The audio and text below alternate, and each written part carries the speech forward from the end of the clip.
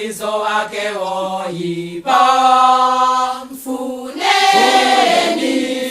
mfuneni, mfuneni Yehova, pamwe hakupezeka.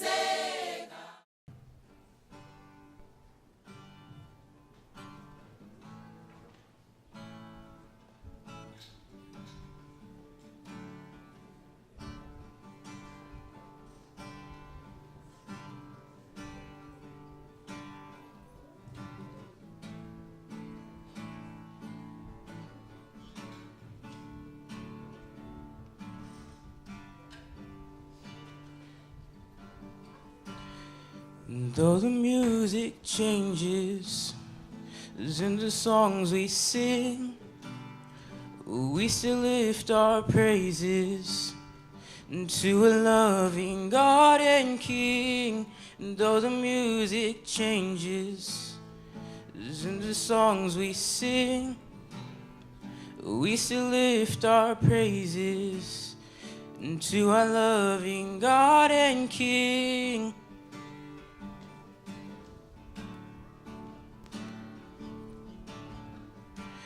Though the seasons change, your love remains. Your love remains. And though the seasons change,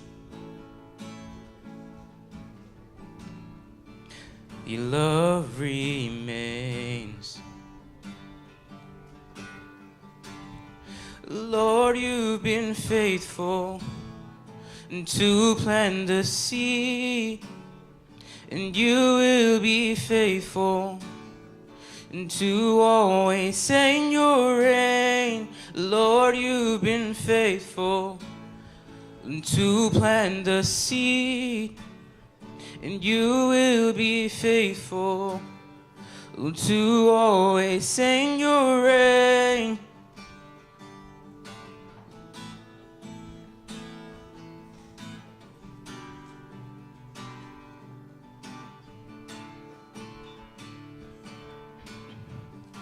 And though the seasons change, your love remains. Your love remains. And though the seasons change, your love remains.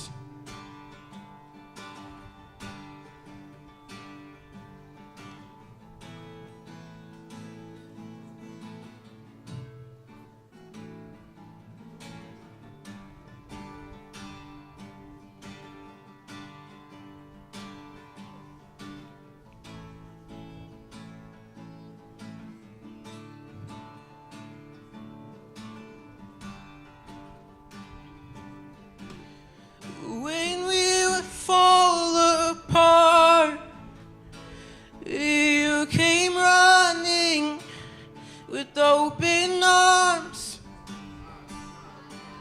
When we would fall apart, you came running with open arms.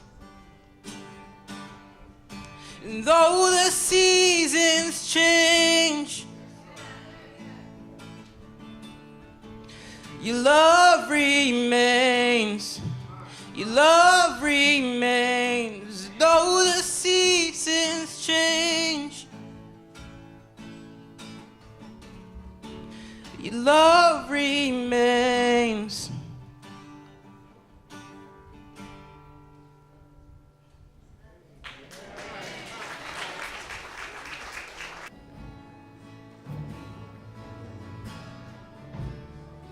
When the music fades, all is stripped away, and I simply come. Lord,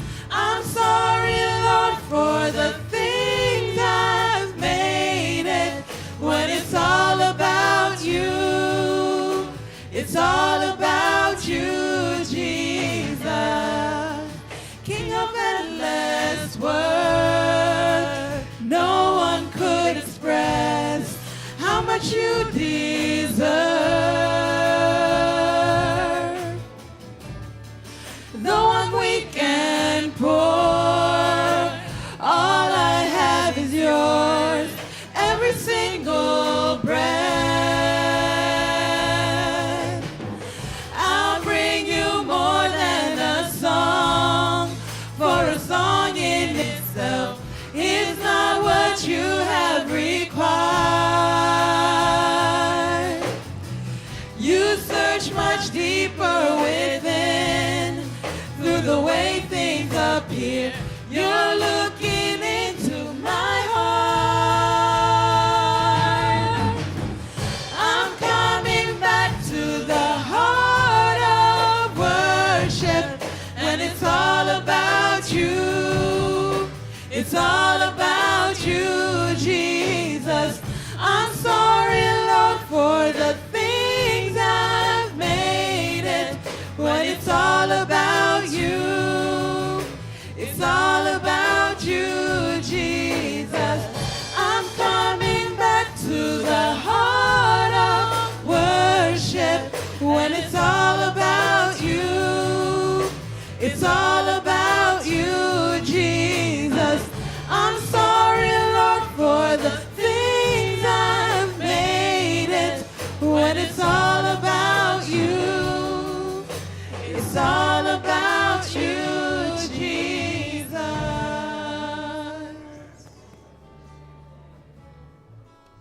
Sorry, Philippians 3:12. It says, "Not that I have already attained all already perfect, but I press on that I may behold what is before me. Brethren, I do not count it myself to appropriate one thing that I do, which is forgiving these things that are behind and reflecting on those things that are ahead. I press forward on the goal for the prize that is upward, calling of God in Jesus Christ. Therefore, let us be not masters of their own minds, but have everything thinking towards God, that will reveal even this to you. Nevertheless, to this degree we have already obtained, so let us walk in the same ruling, and let us be in the same mind. Brethren, join in fellowship for examples for those who will see us walk, for those who see our patterns." May God bless the reading of this day. When you are lonely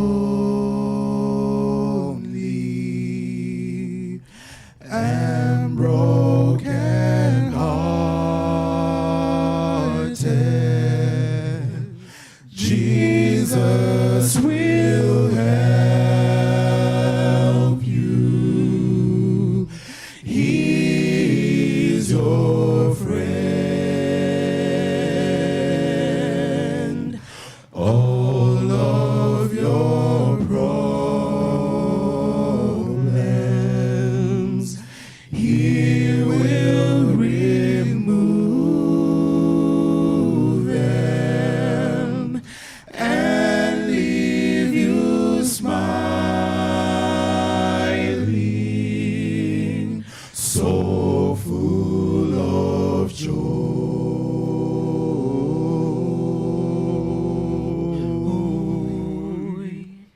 That's just like Jesus. That's just like Jesus.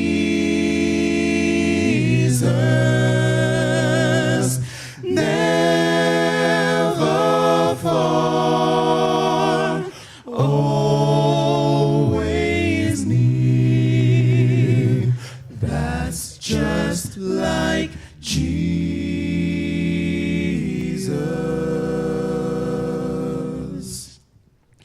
When you abuse him, he's broken hearted, yet he still loves us, and he answers praise. Answers praise.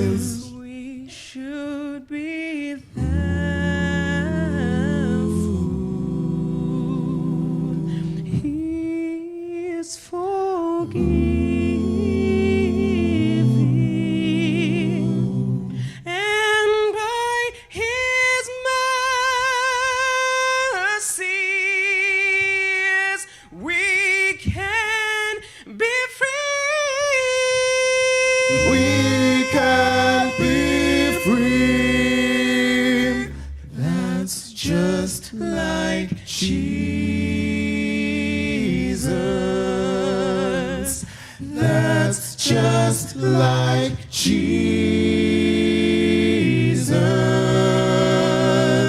Never fall, always near. That's just like Jesus.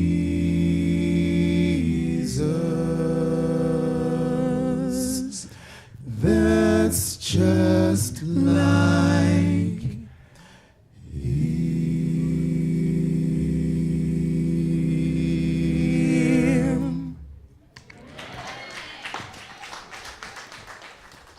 Happy Sabbath, everyone. I must say that I am greatly honored to be here to stand before you this morning, to Pastor Due, the president of Pan-African Club, and all the officers,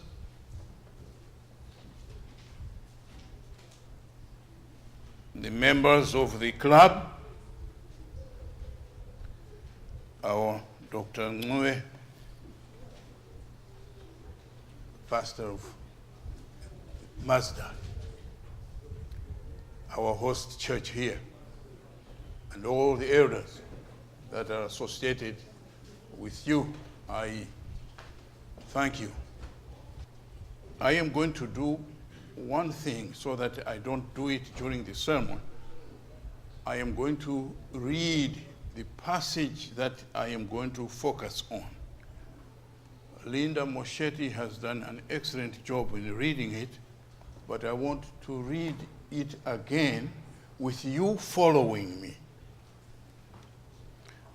and other associated texts that may be used in the service.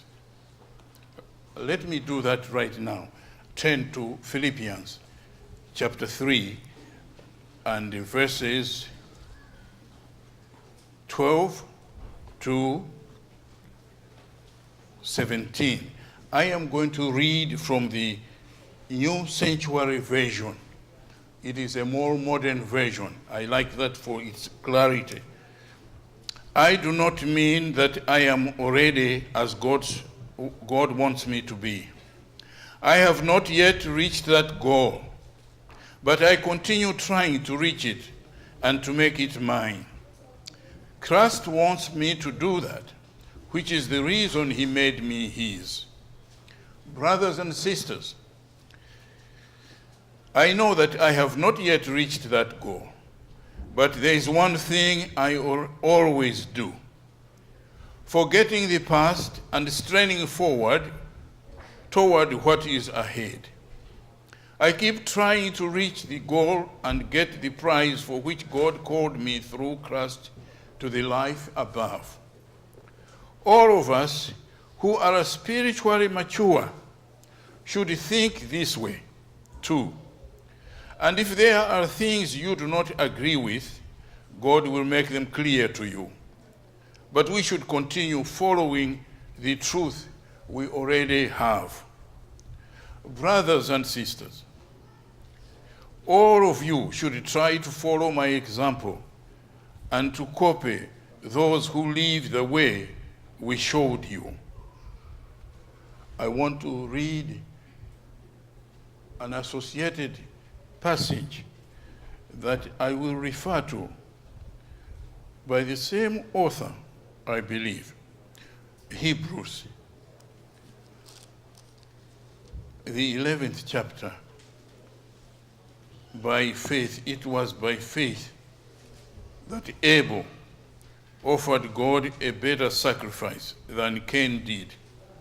And then it goes on in that whole chapter. It was by faith that Enoch, it was by faith that Noah, it was by faith that Abraham, it was by faith that Samson, Isaac, it was by faith that Jacob, it was by faith that Joseph, and it was by faith that Moses, it was by faith.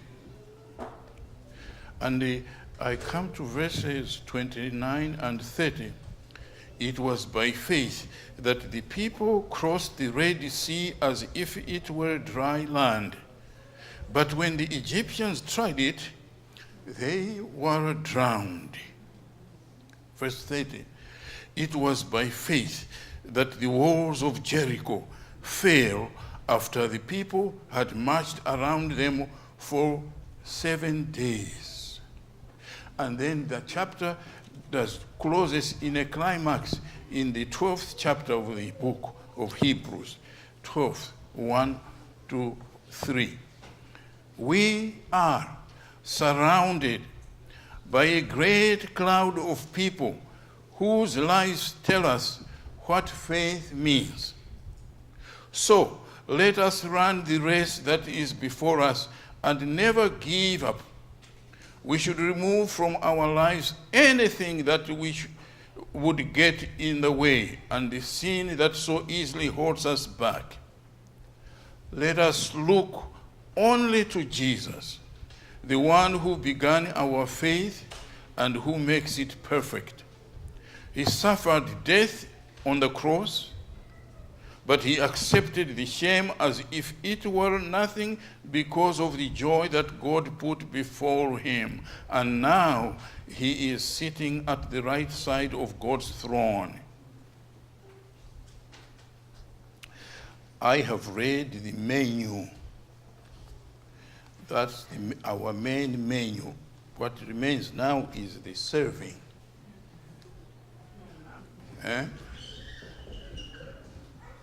But before I proceed this morning, the first thing, can you come back up here for me? And when you leave this place this afternoon, pick up just one word from what she brings before us in a moment.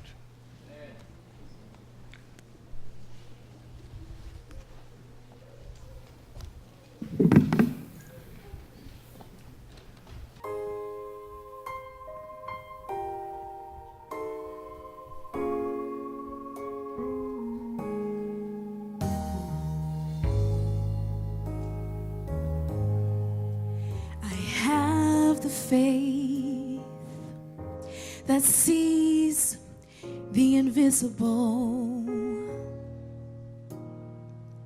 expects the incredible, receives the impossible.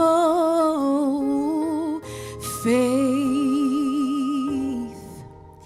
that can conquer anything. I have the faith that uproots my problems.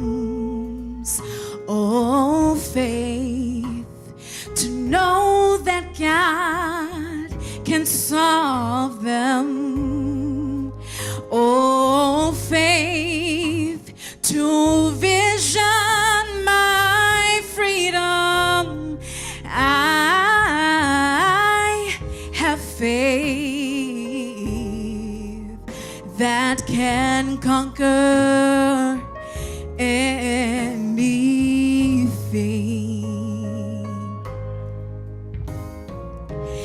Faith to reach the unreachable.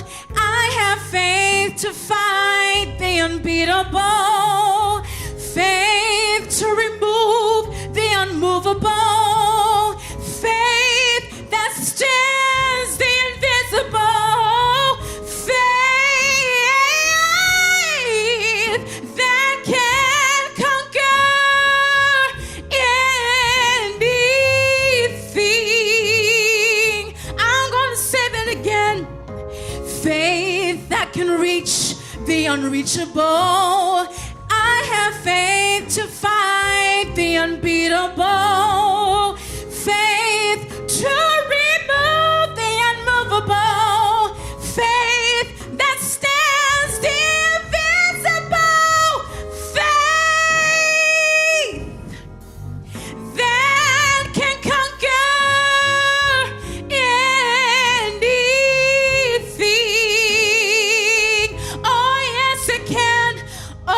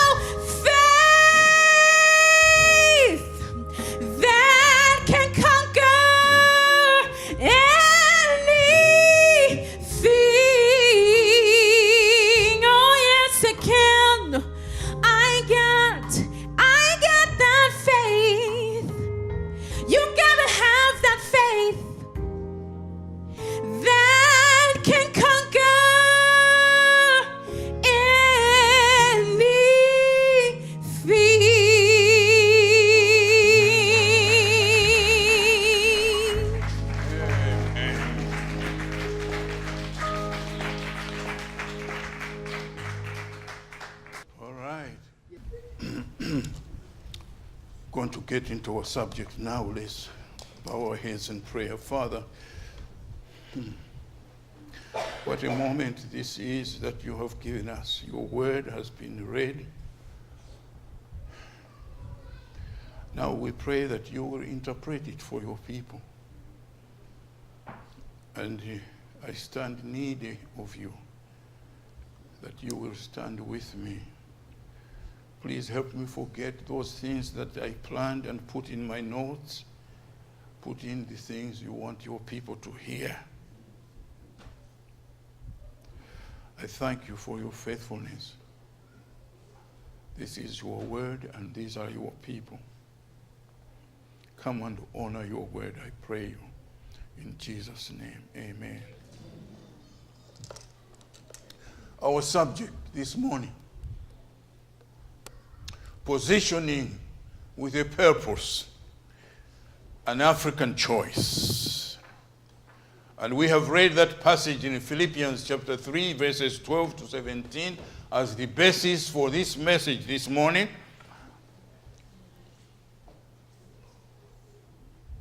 For our topic, positioning with a purpose, an African choice, or what it will take for you to reach your destination. What it will take for you to reach your destination. Positioning with a purpose. Why an African choice? That's the first thing I want to deal with. Why? Because somebody reading that title said, wow, this guy is biased, only talking to Africans.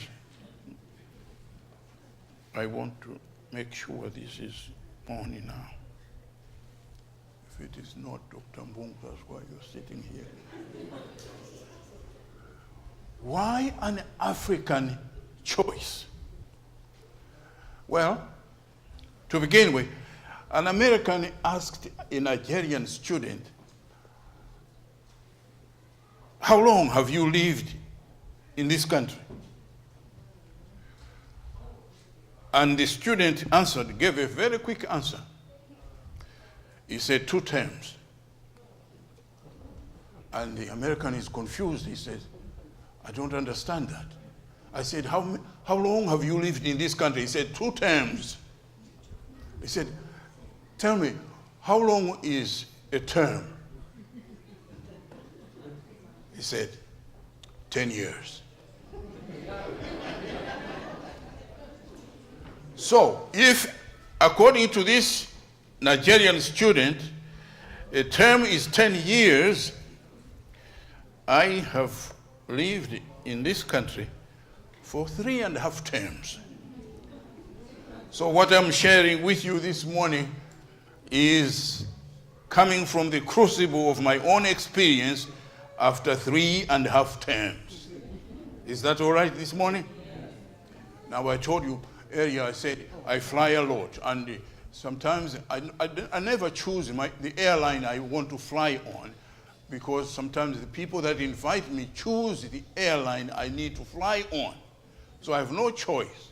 Sometimes I fly on those airlines that are difficult to manage. Sometimes I fly on those airlines that are very comfortable, that make you very, very comfortable. But I have learned one thing. All the airlines have the same thing. They use the same script before you take off. They say, ladies and gentlemen, buckle up your seats, and so forth. There may be a turbulence along the way, and the luggage you have put in overhead, luggage up there, may shift during the turbulence. So please buckle your seats, and no movements walking up and down when there is turbulence. So I want to give you a warning. There may be turbulence in the next hour. No movement. And some of you are at the end of this hour, when you get home, some of you are overhead baggage of ideas may have shifted from its place. Come on, all right? Are you listening to me? Say shifting, shifting, shifting. Shifting, shifting. Some of your baggage of ideas will have shifted at the end of this presentation. It's okay, but back up your seats right now. All right? All right. Why an African choice? Because for centuries, Africa was perceived as a dark continent. From 1509, when the first Africans landed on this soil in this country, 1509, the first team of Africans that were brought here, not by choice, but they were brought here, constrained to come over. And the very conservative statistics say from 1509 for the next 300-400 years almost,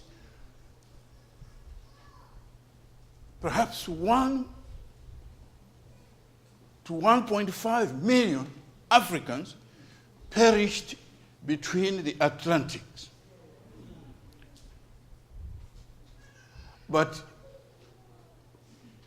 maybe about a couple or million landed on the American soils. But since that time, the African seed has been strong on the continents. But the perceptions about Africa have not changed even in this country. Even after Barack Obama served 2 terms as president, we're still struggling. Are you listening to me? Back up your seats. Africans were brought here by forced migration. And sometimes it is hard for Westerners to conceive now that Africans can come here voluntarily. Mm-hmm. So you are perceived a little differently. That's why I added that an African choice. I'm a Pan-Africanist myself, so I need to give in that slant. Even at Andrews University, where most of you are a student, and I have been there for many years myself, even at time when I served as part of the teaching staff in the seminary, serving on special committees that prepare the seminary for accreditation. You revise the curriculum, preparing for the accreditation board to visit you. You meet in committees as faculty, discussing stuff, then you get out. You meet on campus with the very people you were sitting in the community. Then they say, hello, how are you? By the way, what program are you in? Have you finished your studies yet? I said, brother, we were discussing stuff together in there in a faculty meeting, and you still look at me as if I'm still a student. I'm faculty.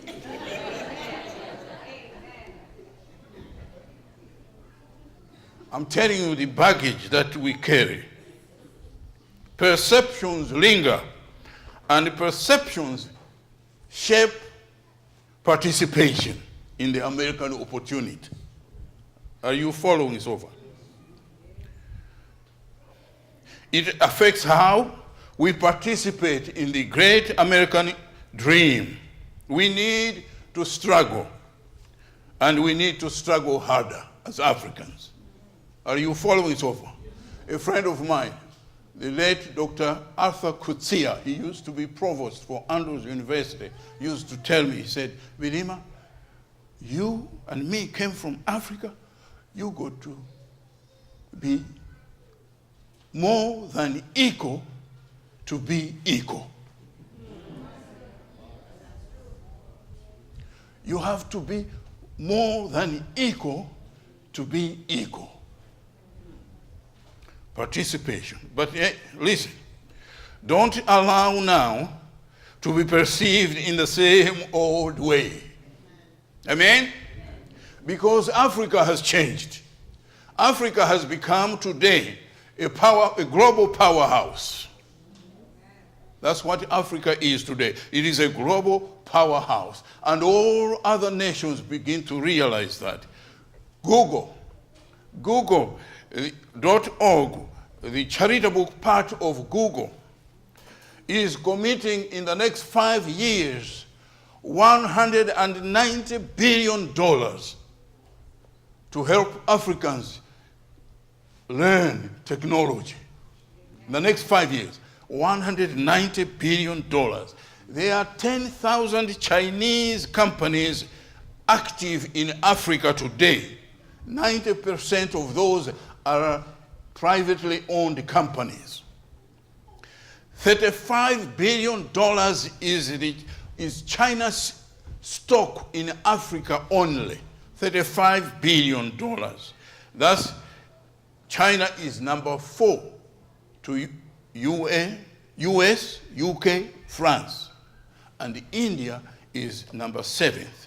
China, Japan, India, Singapore are all huge stakeholders in the economic life of Africa today.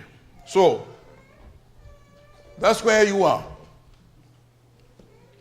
There are huge technological advances taking place on the African continent today. Africans are advancing.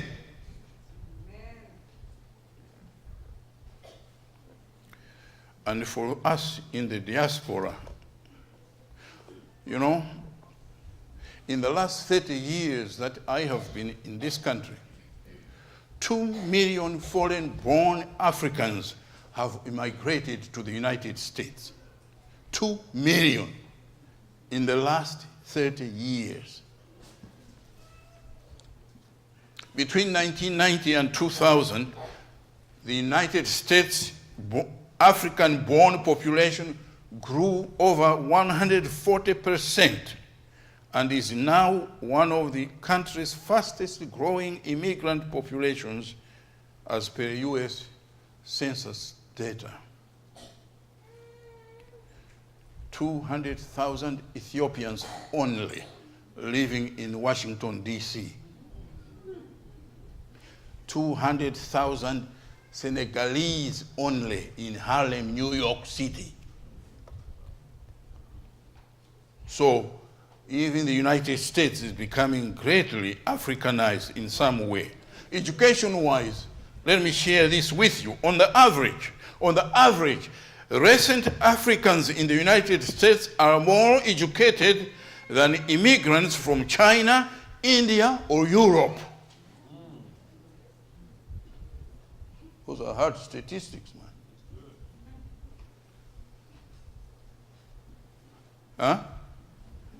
Yeah.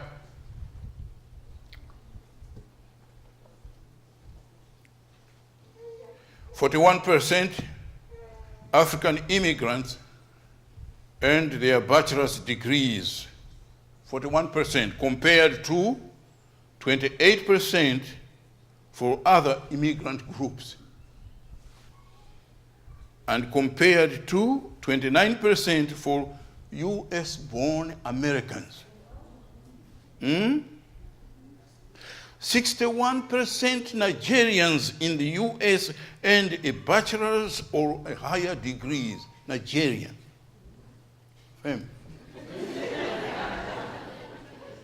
61%. I want you to understand where we are at. Since 2010, this is a shocker. Since 2010, individual money sent home via money transmitters now exceeds total foreign aid for the continent. Don't let anybody fool you. These are real statistics here. When this country or Europe or France or whatever country, they say they have sent billions of dollars to Africa, you think they have sent a lot of money. The money sent home that you wired home last week, the money that you wired home last week, it amounts to more money hitting the African continent than all the aid money from either the US, Europe, or all the countries put together. That's the power that you have right now. Why am I sharing all this stuff with you? I'll tell you why. Because in the past we have had even fellow Africans coming to speak to us, our groups like this, and say, you Africans, you need to go home. There's a lot of work at home. No, some of us should stay here.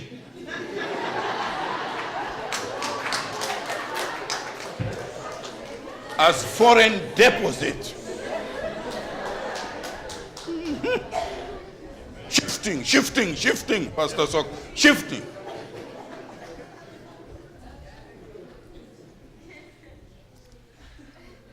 $1 billion per year is what Kenyans send home. So, 1 billion.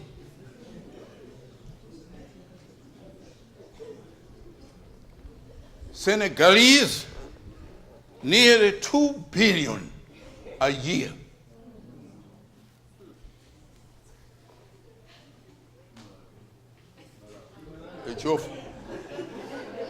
Nigerians, 20 billion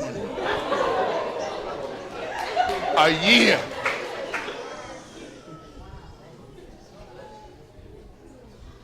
So, the future of the economic future of Africa is in the hands of Africans in the diaspora.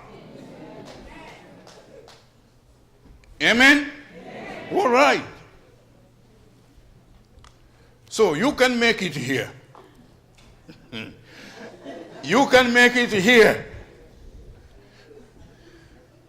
If anybody told you that it is hard to live in America or hard to get things done here, I want to stand here this afternoon to tell you, you can make it here. And you will make it here.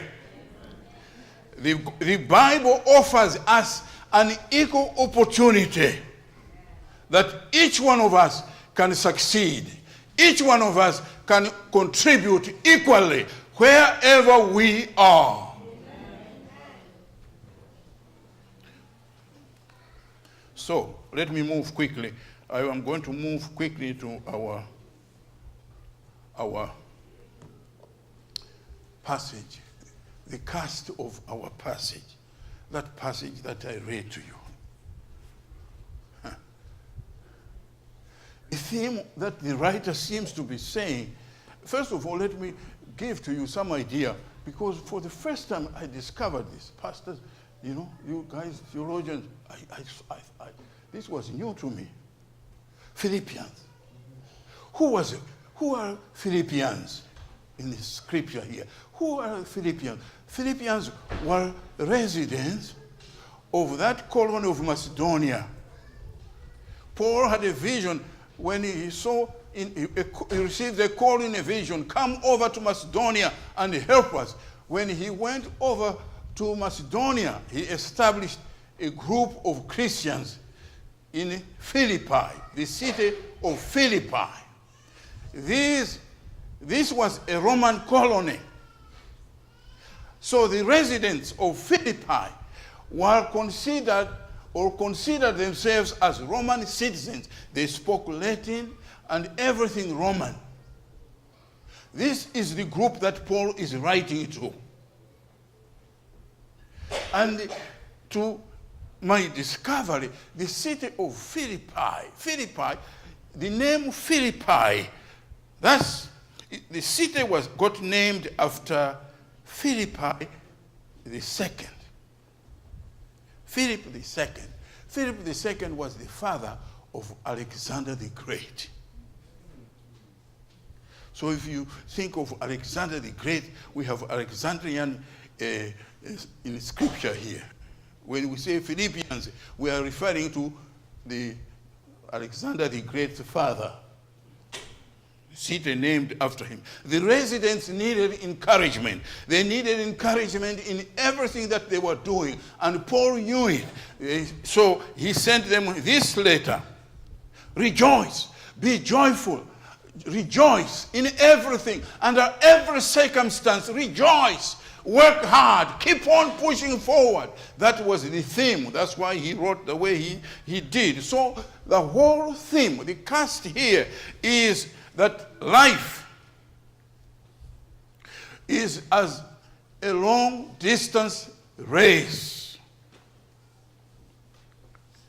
And the goal of the race is the resurrection. But the theme, we need power to complete this race, to get to the finish line. But there is also the discipline of the race. You can't get into a race without going through discipline. The discipline of the race is in here. One thing, he said. This one thing. If you're going to finish the race, you got to do what? One thing. That's the discipline of it. 3 practices, one thing. Don't go 3 majors or 4 majors. Do one thing.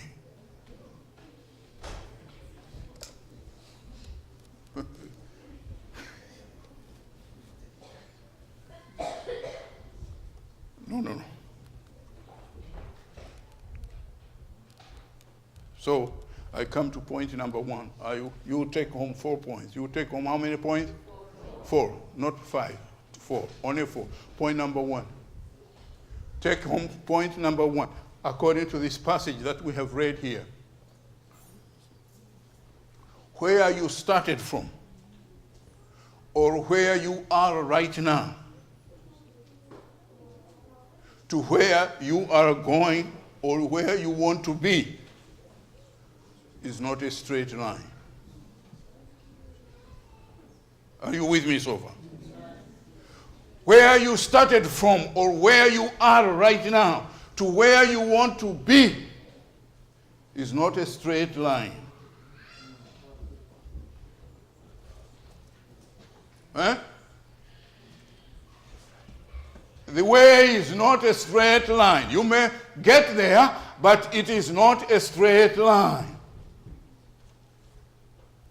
Consider the writer here. The writer is Paul. He's writing to the Philippians. But at this time that he's writing to the Philippians, he is under house arrest in Rome. When he started out with a different ambition in his life. He was going after Christians wherever they were to persecute them. That was his mission. But on the way he got hit. And even when he started his ministry, he got so much problems that now he is under arrest, and he's writing from a prison house and writing such a beautiful letter as this one, encouragement. What do you do to encourage people when you are incarcerated? Help me, preacher. Help me, preacher. Help me. Some preaching here. Help me, preacher. What do you do when you are confined? You are secure, confined, limited, and you go to write to the people who are free out there. Send them encouragement. It takes special power. That's why I said here, you should know where you started from to where you think you are going is not a straight line. This guy is in jail, but he has to keep focus. You may face detours, you may face setbacks, you may face delays in the pursuit of your goal, but you may even end up in an entirely different destination. What matters is that you keep your final goal in focus. Yeah. You follow me? You keep your final goal in what? In focus. Where you want to be. Keep that in focus. There may be detours.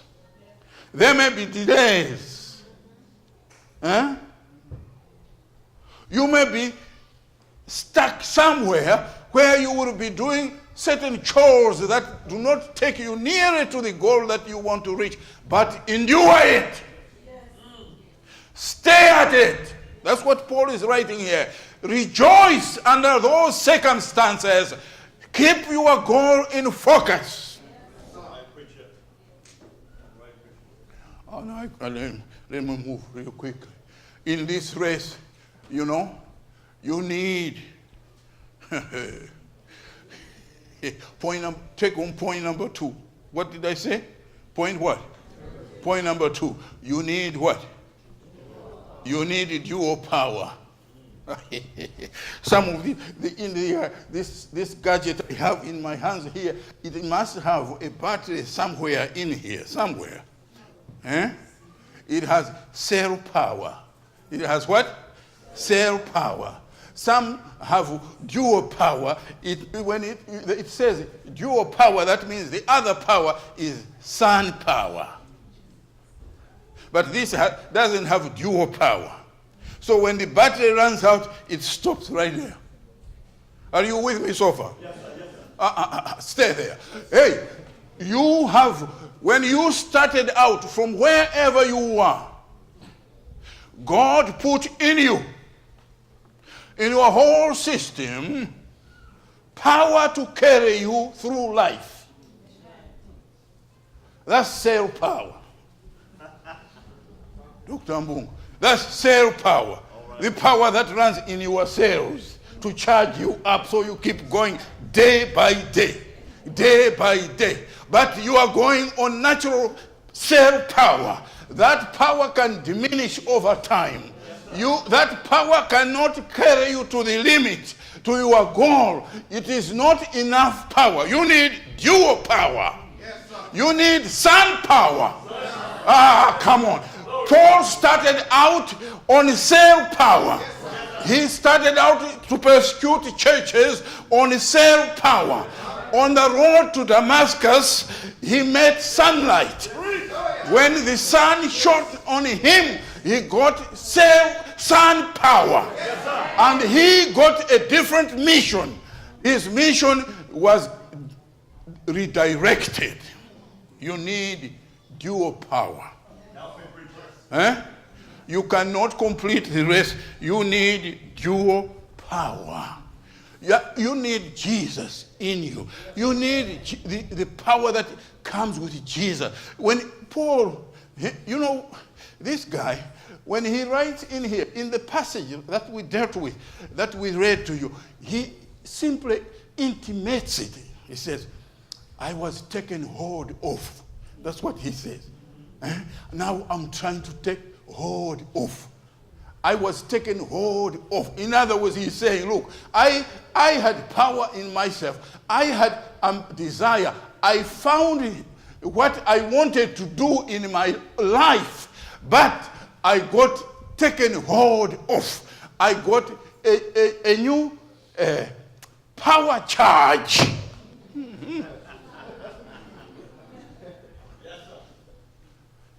That redirected my mission in my life. That's why when we teach, we say you need Jesus in your life. Because when you have Jesus, you have extra power. You can't run on just natural power and accomplish the things that you want to accomplish. You need sun power.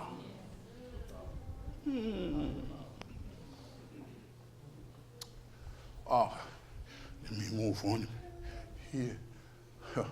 The discipline. In the passage we dealt with, we read here, he talks about the discipline of the race. When you are running, you are preparing for a marathon, you must go under discipline. And in here, in this passage, the apostle says, hey, you need discipline. Point number 3. Point number 3, you need what? Discipline. You need, I didn't say you need discipline. You need one thing, discipline. My Lord. What did he say in the passage? Hey, ladies and gentlemen, I don't claim that I have reached my goal. I haven't. I am still striving towards it, but I want to tell you there's one thing that I always do. One thing. That's the discipline. The discipline. You need the discipline of one thing. Lord help me, man.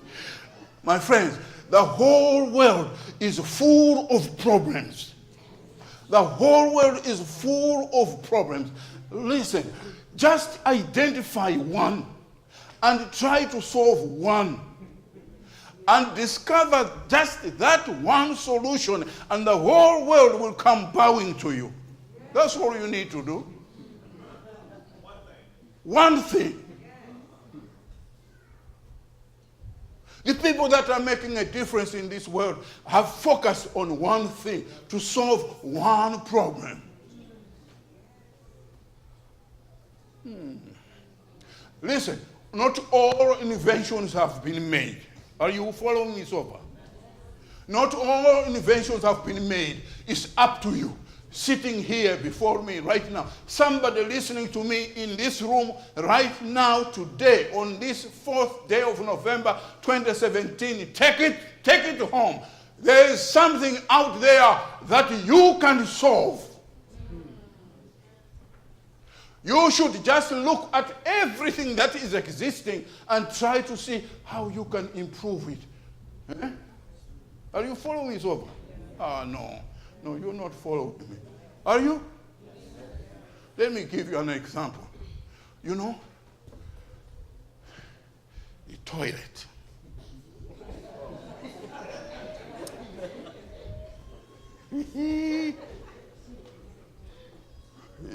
The reason why you're laughing is because you know what I have said.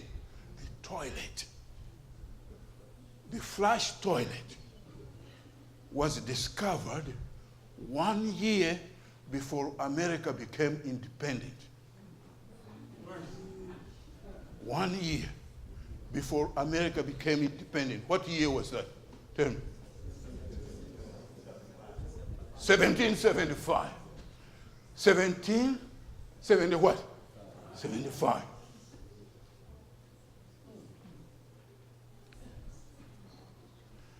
Toilet paper. Toilet paper was discovered 82 years later.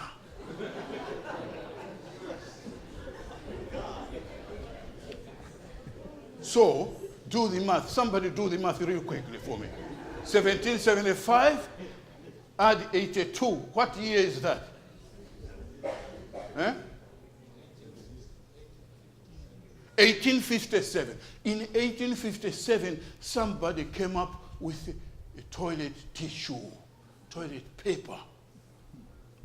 Now tell me, let me ask you a simple question. Who makes more money today? The person who makes the toilet, the flush toilet, or the person who makes toilet paper?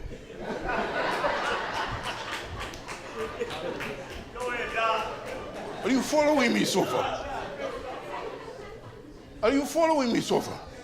There are yet things that need to be discovered.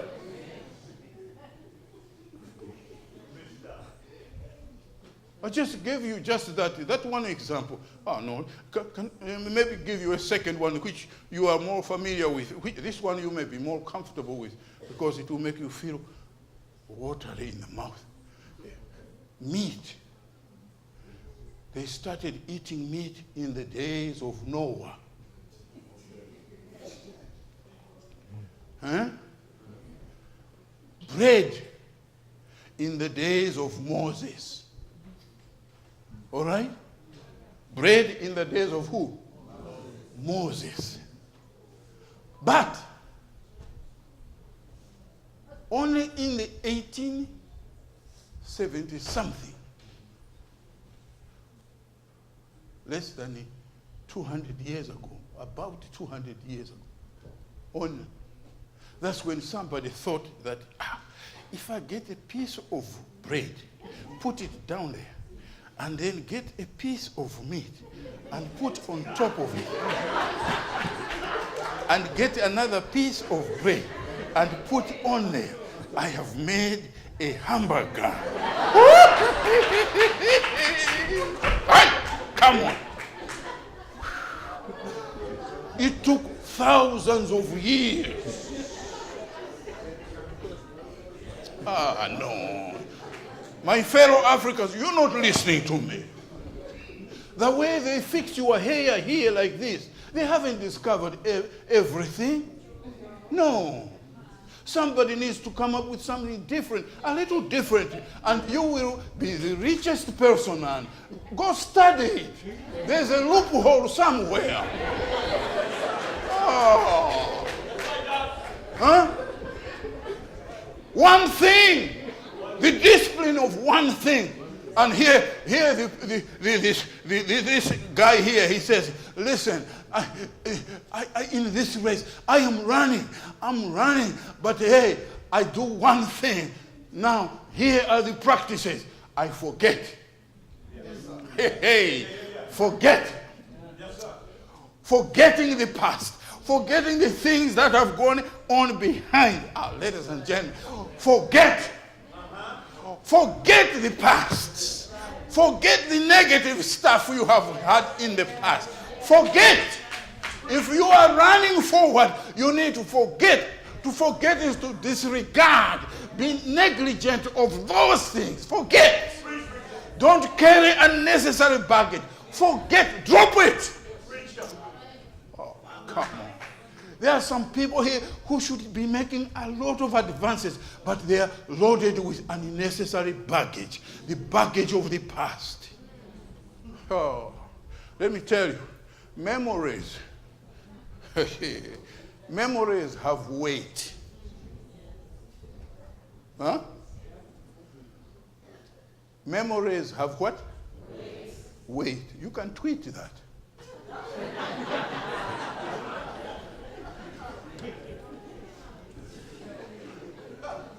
Negative memories weigh more. Oh, hey, ask the neurologist sitting behind me here. Negative memories weigh more. Why? Because when you think negatively, you overload the system, the transmitters get overloaded negatively. They break down. Eh? Oh, stop. Man. And when you think, you remember the negative things. If I remember all the negative things that have happened to me, that in the past, I walk like this. Poor Bilima. Oh, man. But I forget. I forget. When I forget, I walk like this. And I walk like this, and I look like this. And the people, they say, oh, man, you look good. Hey, I forget. Are you listening to me? You, Pastor, you're looking good. I forget. Oh, come on. I speak in many different places. I tell you what, there are some places, they said, some place here invited me here. They said, can we get this guy to speak here? Oh, we know what happened to him in the past. They check the record there. Some negative stuff comes up and they say, no, he can't come. He can't come. And they overload the whole church board, overloaded with negative stuff that I don't carry.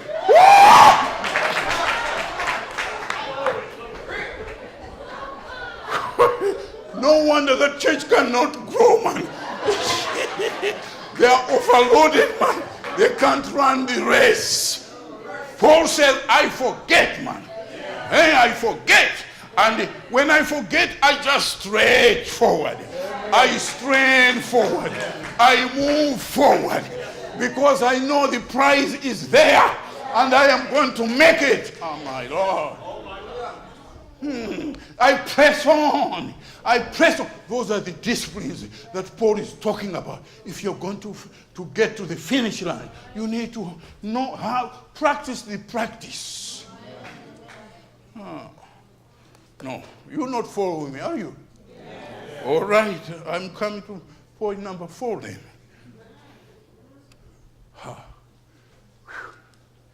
Point number 4.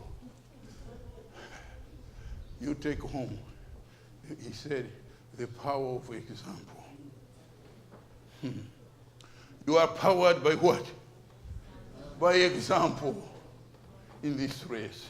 There's this race. An example is a model, a pattern, a moral pattern, a print, an image, something that is made, is imprinted so you can look at it and follow a type. You don't have, there's nothing, man. There's nothing you are encountering like that in this area, right here, right now. Somebody's always complaining around here. Cursing the institution. Andrews, man. Andrews is very hard. Andrews, man. Hey, we graduated from Andrews, man.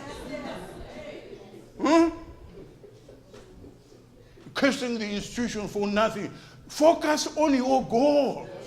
Every institution is out there to just simply support you. I found out myself, they said, maybe I should have gone to Oxford. I should have gone to Oxford when I graduated, when I matriculated way back then.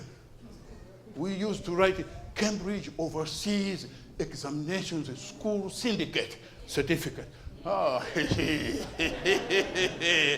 When you passed that one, you qualified to go to the University of Cambridge in England. And then they gave us opportunity. They said, you can apply for a scholarship to go to Oxford. I applied. I thought they would take me. I probably, if they had taken me, I would have been in the same school with Bill Clinton when he went to Oxford. I wonder what would have happened, but I came to Andrews. A small school in Bayern Springs, Michigan. When I arrived here, the first day we came across the bridge here to see the sign, Bayern Springs. I got inside here. I looked at the building and said, what? This place known all over the world is such a small place like this? No way. And I thought that perhaps I was very insignificant in a school. But I tell you what, graduating from Andrews, I know my work, my academic work that I have done there stands the scholarship of any university, Cambridge, Yale, Harvard. Are you listening to me? It stands at par. Universities in Africa, universities in Europe begged me see if they could publish what I did here in Bayern Springs. Oh, you are in the best place, wherever you are. Don't curse the place where you are. Whether you're going to Lake Michigan, oh man, some people, I can't go to Lake Michigan College. I need to go to a 4-year college. My daughter there graduated from Lake Michigan College. I had wished when she graduated from high school that she had gone to Harvard. Northwestern. University of Michigan. No. Said, you go to Lake Michigan. So one day she invited, said, Dad, here's a letter from the dean of the college. He's inviting you to a luncheon dinner. I'm going to be inducted into the National Honor Society.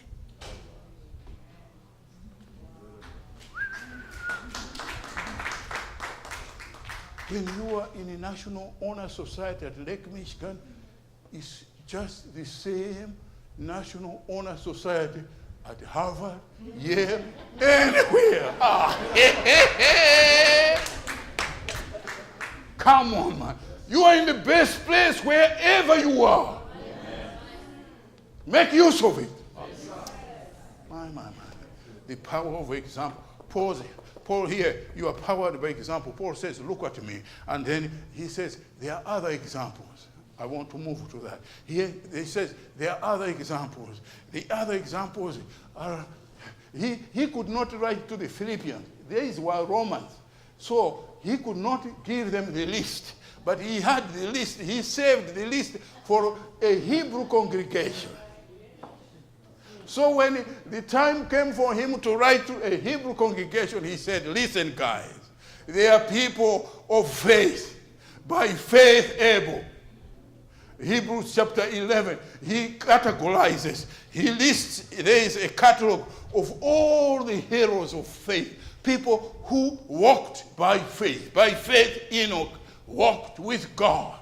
By faith, Noah, he defied the scientific explanations of his time that said no rain can come down from heaven. But he built a boat. By faith, he survived and his family when all others perished. By faith, this one and that one. By faith, this one and that one. Oh, man. How do you feel now? Good? All right. Let me wind up real quick. In the middle, the verses 29 of Hebrews 11 I have read to you. Hebrews 29, 11, 29, and 30. It said, by faith, Israel, when they got into the promised land, they found a fortified city. Now, you read scripture all the time, but I know you miss it. You miss many things. To come into the promised land after 40 years of walking in the wilderness, surviving on manna, droppings of manna.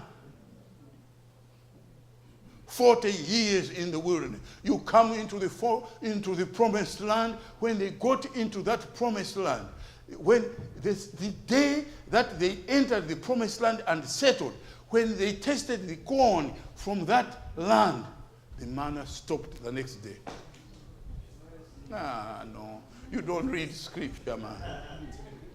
When they tasted the fruit and food of the land, the promised land, the miraculous food, the miraculous manna stopped.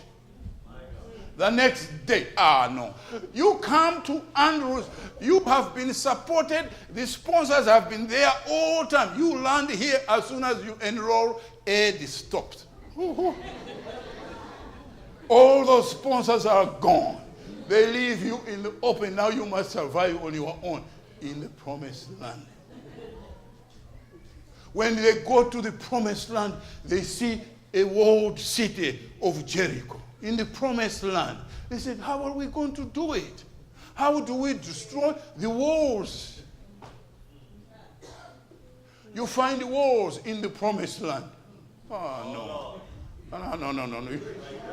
Can I speak in the vernacular? Oh, come on. I came from Africa, Malawi. I came as a full-fledged pastor. When I got to Andrews, now they say, now you must begin working here. And I found that they give me a mop and a broom, sweep the floors in the promised land. Woo!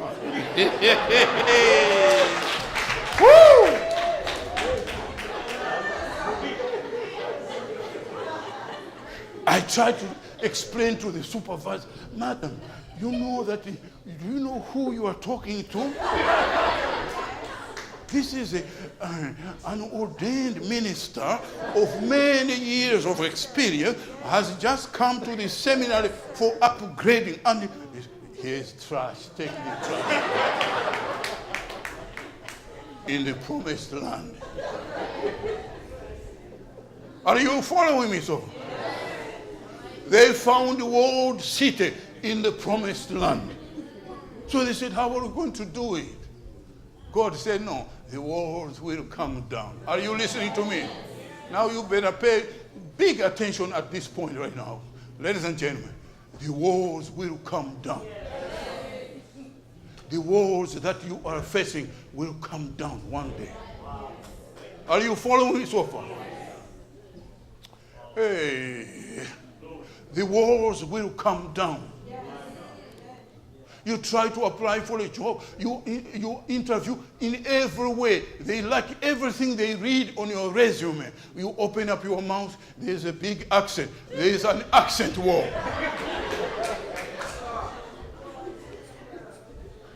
We could take you here at this radio station to do stuff here, but the accent. You find that is standing in your way. You find that your color is another wall. Oh my Lord.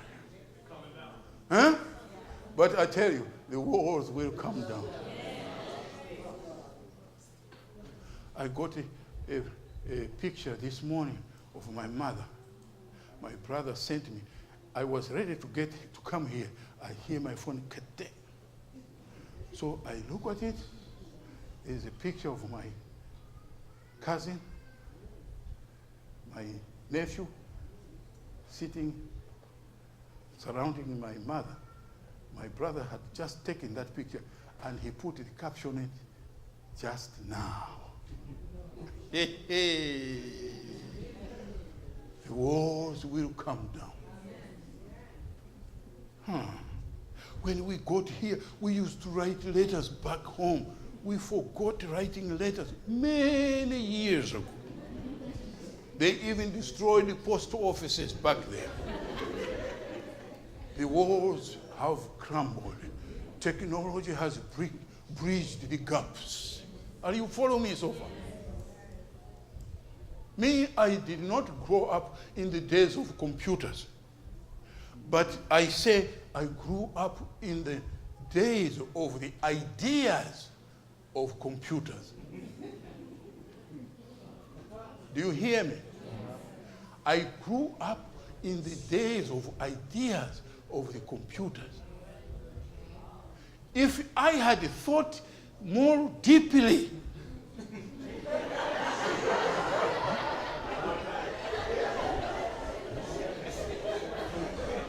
I would have been the one coming up with the computer.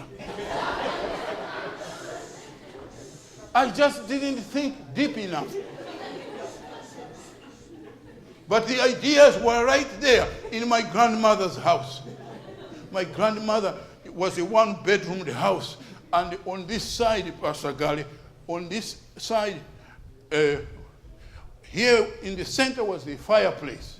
So we would be sleeping on this side as boys.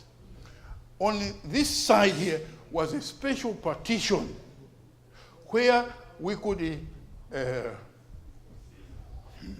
tether calves.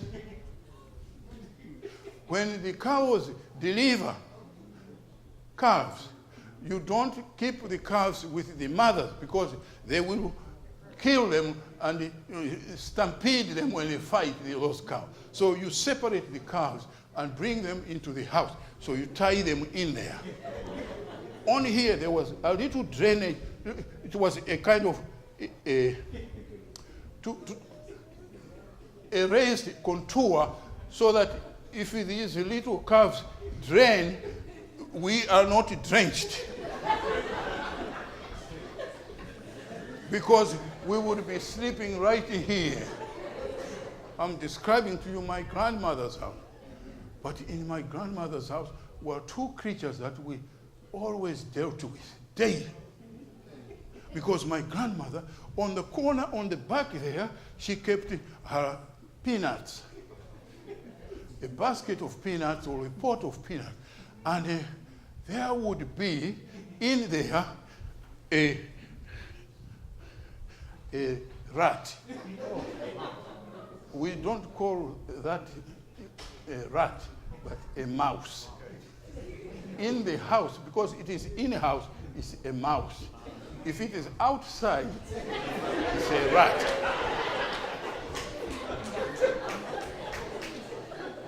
The rats outside we knew well.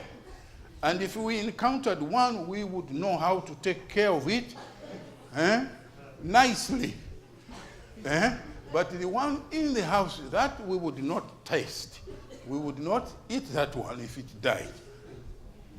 But it would be always circulating around there in the house. Picking my grandmother's peanuts. So we are sleeping at night and we hear,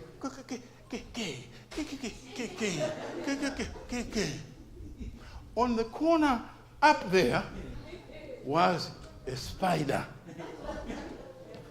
The spider always made a cobweb around it. The next day we wake up, my grandmother will say, this cobweb, she brushes it up. The next day it is up again. And when we sleep, we are encountering that mouse. Sometimes we never knew. We were always barefoot. When we walk around during the day, we step on food. So you sleep, the legs are open. That mouse leaves that area, comes to eat on your heel. When you wake up in the morning, you say, what happened? I got eaten up somehow. The mouse.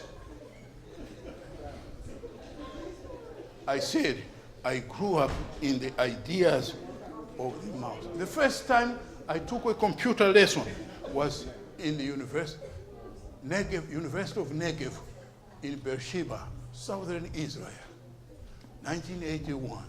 One day class on computers. I saw computers for the first time.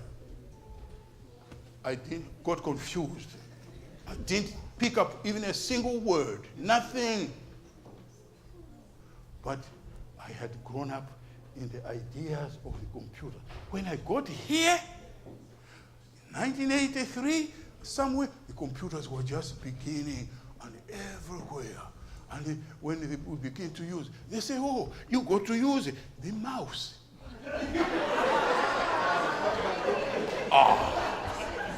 I said, the mouse. He said, click the mouse. Click the mouse. I said, I am acquainted with this. I saw this in my grandmother's house. And then they said, oh, now this is you check on it. www.com, World Wide Web. Oh, what do you see there? A spider. A spider web. Guys, that's where these guys got the ideas. They thought deep enough. You got to think deep enough and you will discover it. Oh, man. Hey, today the walls have broken down. Let me encourage somebody here, because somebody here is struggling with school fees right now, and he's saying, I want to work 20 hours a week in the school. I can't work anymore. I got news for you. Nowadays, you complaining of limited hours of work now? Now? With this? No. Use the mouse.